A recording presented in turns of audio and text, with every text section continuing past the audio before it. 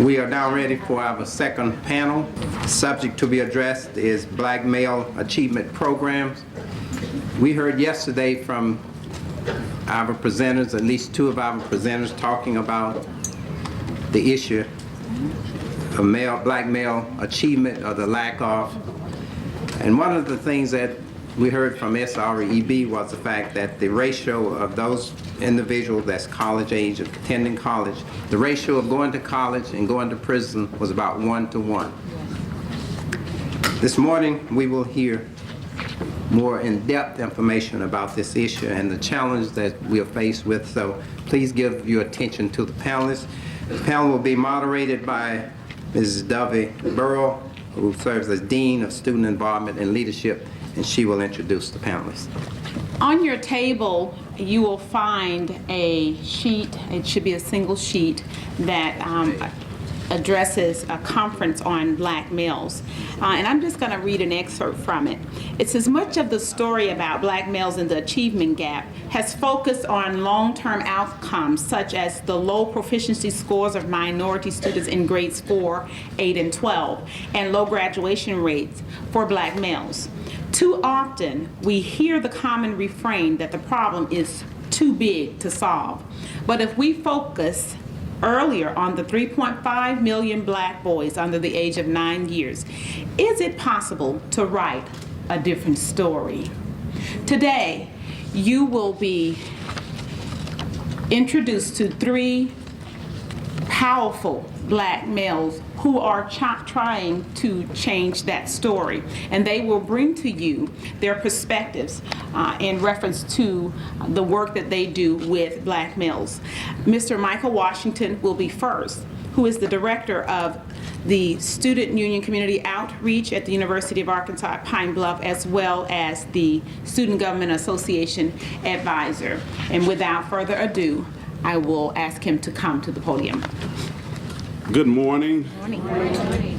It is a pleasure and an honor to actually work and serve on the Education Access Committee because it's so important, and I realized its value when I worked here prior, but when I went out into the public schools and worked, it has an extreme value to this state and to this region.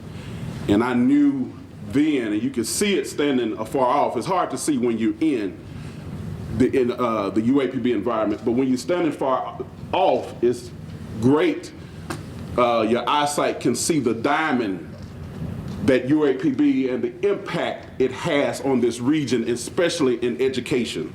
And I appreciate that opportunity. I want to thank Dean Burrow for her opportunity, for allowing me the opportunity to work with black males and to ignite this particular program. And when I first came back to the institution, I talked with Chancellor Davis about some things that I would like to implement or see, and he was very welcoming to those things, and I want to give strong appreciation for his support in that particular area.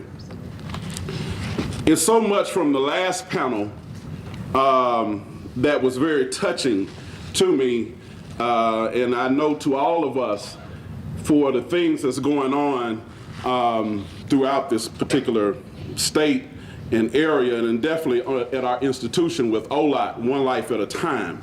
A lot of our themes, and I think up under the leadership of Ms. Burrow, in the area of student involvement and leadership, we're trying to expand and deal with areas like poverty.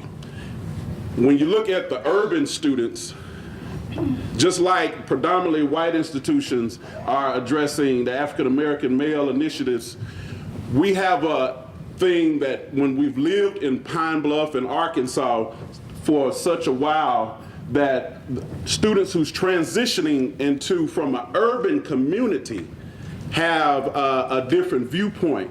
And one of the ways of looking at that is looking at subgroups. And black males, definitely, just from the conference last year, when our speaker talked about black males, he mentioned that they needed spaces to have conversation. And you'll see some quotes later, but it's so important that they have an environment to talk. And I'm appreciative to have Mr. Randall Walker, who was the SGA president last year. He helped start it, ignited this program last spring, and we have our president, Mr. Greg Robinson, if you would stand, because currently here, and the incoming president for next year, Kendall Babin, if you would stand and raise. The young men came together, and it's an honor to serve with Kareem on this panel with Mr. Kareem Moody. I met him about 4 or 5 years ago at his book signing, walked in Barnes & Noble, and there he was, this gentleman who was addressing these things way before time. I told him just a minute ago, I said, I can appreciate this particular topic because of his resounding voice all over this state and all over the country. I said, you're ahead of the curve, and he helps get the message out there that it is so important that this matter is in need of addressing. And Mr. Graylin Johnson, who did such an outstanding job when he was SGA president, because he had a group that he's ignited this with how to be a gentleman.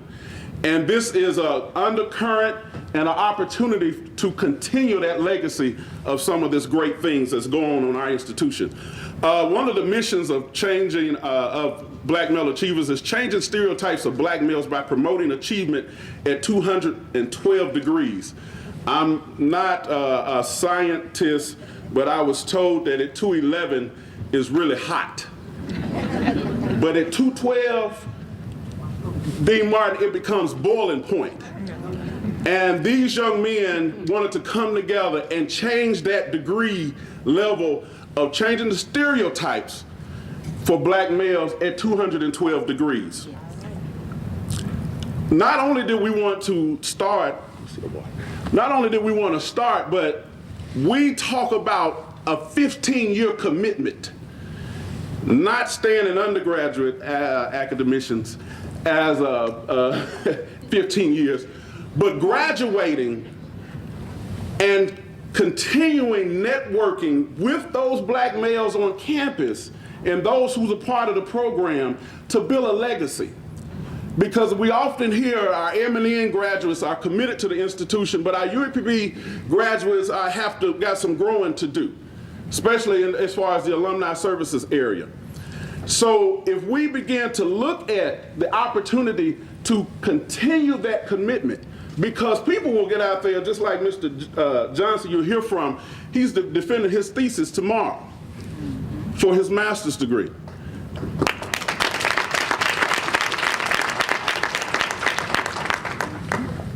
Mr. Randall Walker will start medical school in the fall.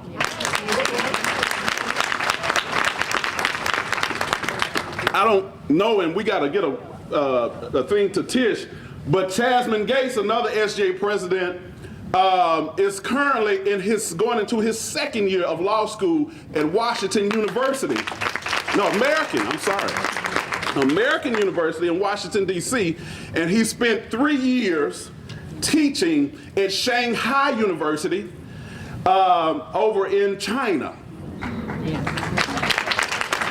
And when we bring in urban students and impoverished and underdeveloped and underprivileged young people to this campus, we don't want them just to see the older generation from my age up, because they often tell me, oh, Mr. Washington, we don't want to hear what happened back then. And I'll be like, well, you know, I get a lot of advice from Dr. Hurst and Chancellor and Dean W. Burrow, and so if they don't want to hear me, right. Well, I'm going to say that. But we have to look at some guiding principles here, and I love this particular person, Arthur Chickering, his 7 vectors, because they give guidance to student development and student involvement. And we look at these as guiding principles to embrace our young people and to develop communities of learning. and knowing throughout this guidance, these are some of the things they should be engaged in. Arthur Chickering is one of the leading student development theorists in the area of student affairs and student services for college, for higher education. And he was a speaker at Educational Access some years ago. When we were in our student development theory class, it was so interesting because this was the guru. And Ms. Burrow had wrote to me a message. She said, he came to our institution. I said, Ms. Burrow, I said, I thought he had passed away. Well, come to find out, it was confirmed. He had came to our institution and he spoke at Educational Access. So that's cutting edge that we're on with the importance of the educational access. Dr. Walker with Beams and Nessie benchmarks the study focused on active and collaborative learning. And if student affairs to drive the strength of the institution, which is academic affairs, because of you can have a university, and you think about all colleges, you can have a classroom and no services if you think even on the online, but it's hard to have services and no classroom. And we have to complement those things and be the outside strength and outside continuance of those active things that's going on in the classroom. We'll talk about that a little bit more. One of the pinpoints of those things was challenging intellectual and creative work is central to student learning and collegiate quality. When these young people come together, some of the things that they're discussing is issues on campus. They're probably going inside of meetings with administrators and going inside of meetings with students. There are more criticism in students' conversations that go on, and they're wanting to find ways to make change. They are wanting to lead and be an active involvement in change. So it's important to introduce focuses to them and give them opportunities to ignite that. And so groups like Black Male Achievers try to have different things on campus to do that. And some of the different vectors of establishing identity and developing purpose and some other ones is on Thursdays they have at 11 o'clock, and it's about to, the young men will transition on over back to the campus. They give some individual reflections of each other. They give some conversation, and I'll talk about what the conversation is about, but they give individual reflections of each other. And and I wanted to record a couple of them last week when one young man made to another one. He said, you give more to campus in a couple of hours than most students all day. And this was a space for young men to share that information. We can say it all day, but it hits home when their peers make that observation. And this young man is so energetic, 4.0 student, 3.8, 4.0 student, and has so much energy, STEM scholar, has so much energy that he wants to bring to the campus. And it's like, come on, peers, this UAPB, I got pride, where your pride? And some days he's like, his shoulders sink in. But for him to hear that, then another young man said, when you enter a room, talking to the same student, the whole spirit is lifted in the room. That's peer-to-peer observation. I can say it all day, and that's right through the other person's, other side of the ear, one ear or the other.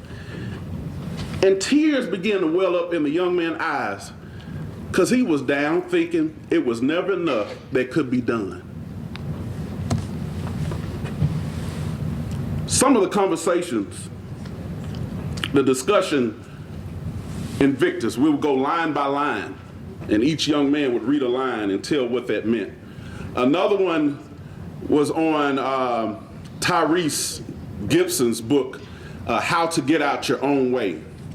And some of the chapter titles I listed: do you have a negative mind and spirit of self-sabotage? Because of the ego of a young male sometimes gets in his own way of progressing.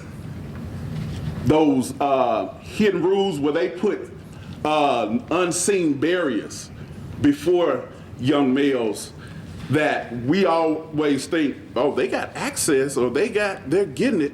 But to them, they have these unseen barriers sometimes, and it's important that they awaken themselves to some things that they bring to our campus. Another one is Mr. Robinson is currently in Dr. Betty Williams' African American Literature class, and he is enjoying himself. And one of the important things when working, especially with students, is listening to them. I could easily create what we should be talking about, but listening to them, and especially when they're talking about class, and seeing how to bring that. If you're enjoying African American literature and the discussion of the Renaissance, Harlem Renaissance, we need to be talking about that, black males, and talking about the transitioning and what went on from the early 1900s till now in 2011, and some of those characterizations that African Americans had to make, seeing it from a distance. From early 1900s, when the North was definitely progressing and the South was at another state, and how the Great Migration was going on, and then as of today, you know, the Great Migration is people coming back south. Well, young people are not familiar with a lot of those things. And one of the great ways to incorporate history, Chancellor Davis, and what's going on with readings in the classroom is bringing those discussions to individual groups outside the classroom to give that support to their academics. So they'll know their academics is important. So they'll understand what history is about and where we need to go here in the future. Dorm chats, going inside the dorms, taking time in the evenings, having great conversation, tutoring on campus, having an oratorical contest outside in front of the union, so their peers could hear them and see them even if they were passing by, and open it up to others across the campus to have, if they wanted to do a speech about a topic or poetry, because the young people are bringing a lot of poetry with them. Trending topics, sometime on Wednesdays we have a thing at noon called Trending Topics, and this was a discussion coming inside a car, coming back from lunch, by Mr. DeAndre Burrow. That's another one of our Black Male Achievers. If you raise your hand there. But he was saying, how can we bring some pride?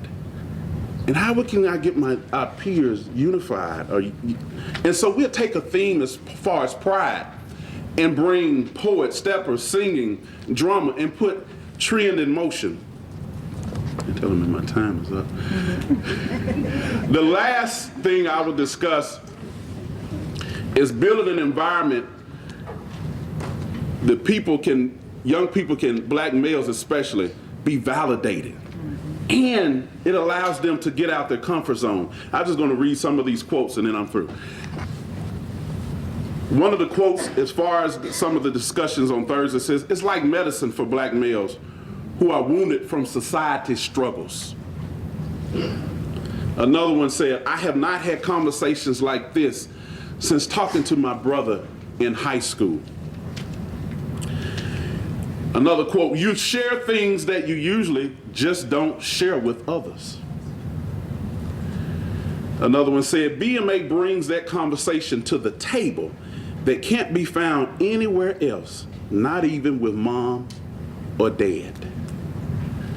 And the last quote I read is, "It's that conversation that validates us and our purpose."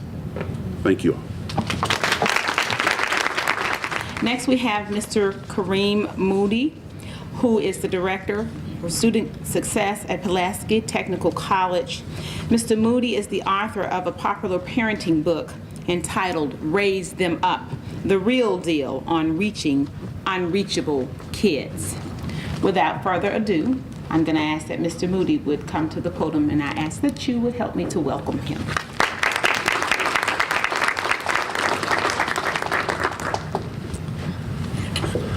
Thank you.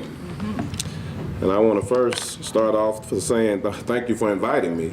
You know, I was sitting listening to the panel earlier, and I've been thoroughly impressed with just the information. I knew a couple of panelists, and I've heard them before, but you know, of course, being in this setting is always rewarding. I am a little old boy from Dumas, Arkansas, and so I spent a lot of time, you know, coming up to PB on the yard back in the day, and a lot of my family is also, you know, graduates of A&M, and so it's always refreshing to be back and down in the Delta, if you will. And Mr. Washington and I, we share a kinship, you know, because of this work.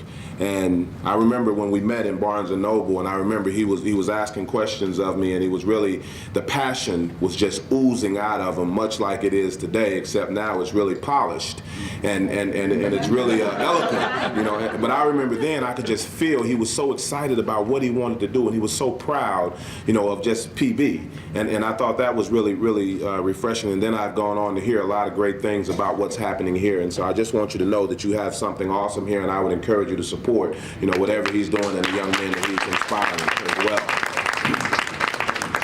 And I kind of got off track. I was listening to Michael, and I'm trying to remember what I want to talk about, but he had so much good stuff to say that I'm kind of going back and forth, and I just wanted to respond and just kind of continue the conversation. So if you would allow me to just kind of run through this PowerPoint, I'll let you read the slides, if you will, and if I can get on a soapbox and talk a little bit about what's happening at Pulaski Tech. I am the director of what we call the Network for Student Success. The formal name is the Student Success Center, but we've kind of coined it the Network for Student Success for some very specific reasons that I'll talk about here in a minute. It's an interesting animal. My background is working with at-risk youth. I'm a former gang coordinator in Southwest Little Rock, and a lot of those young people, that's really where I fell in love with this type of work, is in the trenches at the Step Up Support Center in Southwest Little Rock back in the early 90s. And you know, I was expecting to just bypass Little Rock and go back home to Chicago, and my dad, you know, stay with my dad and do some things with my dad, but I just kind of fell in love with some of the vulnerabilities of these guys that were really just kind of left to the wolves. And I knew that I had something to offer, and so I got stuck. And then I went to work for Keith Jackson at Park, which was another, I guess, a real interesting part of my development, because it helped me to learn not to be afraid to speak truth to power. And I think that's something that Michael alluded to a little earlier that was really reaffirming for me, is because that's where we are now. This is not necessarily a message, I would say, that can be swept under the rug, because everybody sees our dirty laundry. And for us to really kind of start to categorize it, I think is important, because all of our laundry isn't dirty. You know, when I look and see the presidents and the guy at Shanghai and Mr. Johnson defending the thesis, those are things that need to be celebrated. I was here about a week or so ago, and I went and spoke at this program called TOPS. Anybody familiar with TOPS? Yes. Everybody's familiar with TOPS, just raise your hand. I'm just curious. I just want to know. Because it was really powerful, because Michael Dove, who's the founder of this one program, the Young Men's Program. What's the name of the Young Men's Program?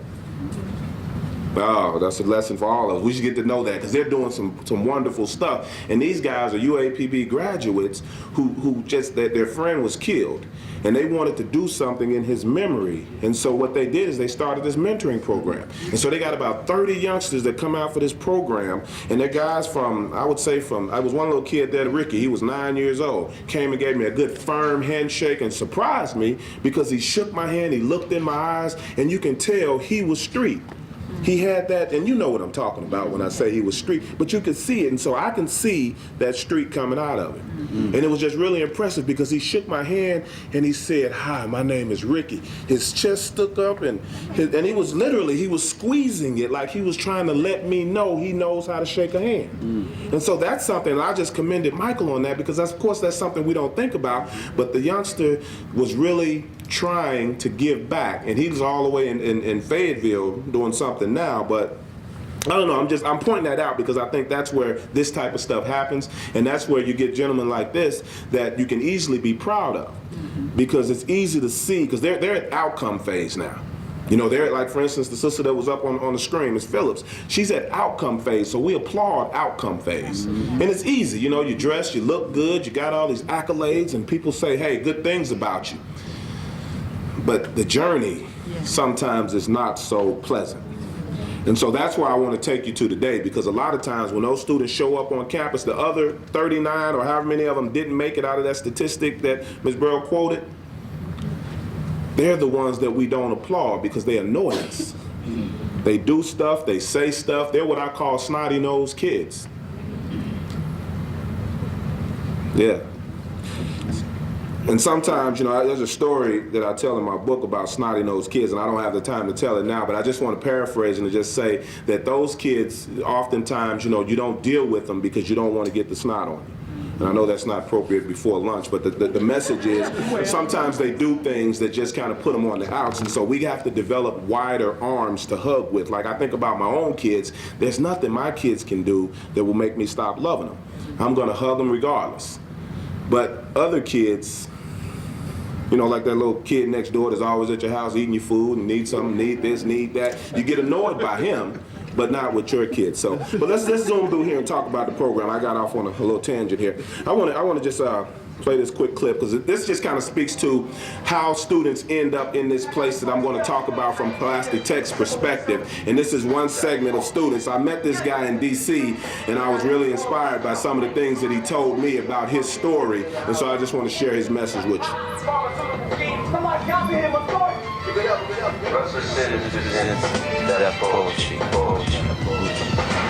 In Washington, D.C., Lamar Carey.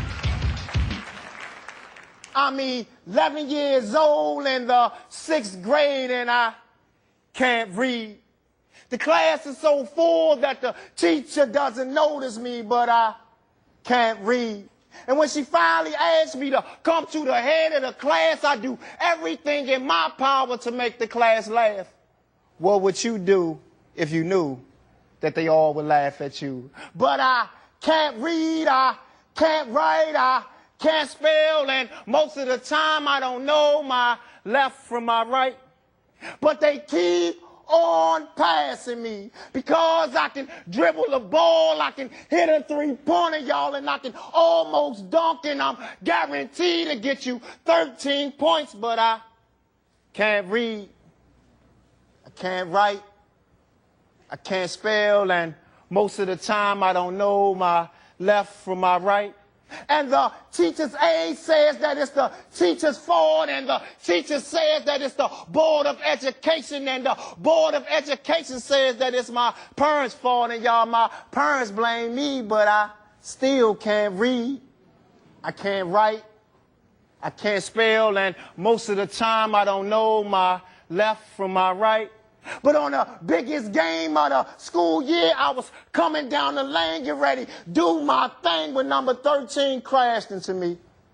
And at the same time that I heard my knee snap, I seen my family dreams shatter. See, they depended on me to get us out of the ghetto. So when I hit the ground, I did everything in my power not to frown. But it was just too much pain, like it ran straight to my brain. And the last thing that I remember is the doctor saying I will never run again. So now I'm asking y'all, what are my options? I can't read. And so I'll just use that to kind of set the stage for a group of young men that I want to talk about that in our program we've kind of characterized from a geographical standpoint where people are in their lives at that particular moment. All right, so when I refer to red, I want you to just kind of realize what I'm talking about is guys are in this what I call a high alert situation. And they're the ones that get all the attention. for the most part, you know, they're going to show up to campus with some very visible needs. One of the most visible and one of the most easily distinguished ones that you can, and I use it to identify how red, as I call it, certain people are, is the way they wear their pants. And we, of course, everybody's annoyed by the fact that this guy's pants are hanging off of his behind. But, you know, one of the things that I try to do is say, okay, the further they're down, the redder he is. And so for me, it's a signal. I need help. And I do a group out at Jacksonville, and I was out there last night, and the guy's pants were hanging really low. And we would tease him, saying, man, you may as well just take them off, throw them over your shoulder. You know, because that's kind of, but when you talk to this kid, the things that's on his mind show that he needs a lot of help. And so it's not necessarily a place for ridicule or disgust. It's the place to say, okay, come on over here a little closer. Let me help you find some place to go where you can't wear your pants like that. You know, and that's an interesting concept. I got another tangent, but I'm gonna run real quick. Something happened to me that really was an epiphany on sagging pants. I took my nephew, well, my wife invited my nephew to go to church with us one day, and he comes to church with his pants hanging down. And I'm embarrassed, of course, and I'm like, oh no, I'm not going in there with you like that. And so he don't want to pull them up, so me and him kind of get into this little tiff. And so I ended up sitting out in the hall. The TV's there, so you can watch it in the hall, so I wasn't going in. And so they go into the service, and I'm just really thinking about this, how disrespectful that was for him to come to church like that. And so we're out, after church is over, they come out smiling and laughing and everything, and so we're riding back home, and they're talking about the service. And I couldn't participate in the conversation because I hadn't paid attention to the service. I was too busy focusing on the boy coming with his pants hanging down. And then I said to myself, I said, wow, so you're telling me if you put something in them, they'll pull their pants up, because his pants were up when he came out. So I started to stop focusing on the pants hanging down and said, how can I get in here and start building a relationship with this kid so that he feels like he needs to pull his pants up? And so another incident happened with a kid that I lost a bet. He was on SOAPs, this program where he's suspended, and if you bring your grades up, I'll take you to lunch. Well, he brought him up and he made the dean's list, so I had to take him out for a steak dinner. And we go out to eat, and he wants to wear do-rag and all this, and so I told him fine. We get to the restaurant, and everybody else is dressed nice, and so he's uncomfortable. He takes his own do-rag off. He pulls his own pants up. I didn't have to say a word, and so my point is simply, if we give them places to go, they know most of the time what they need to do to fit in. But that's not what I came to talk about. I'm sorry, and that might happen a time or two, as we go.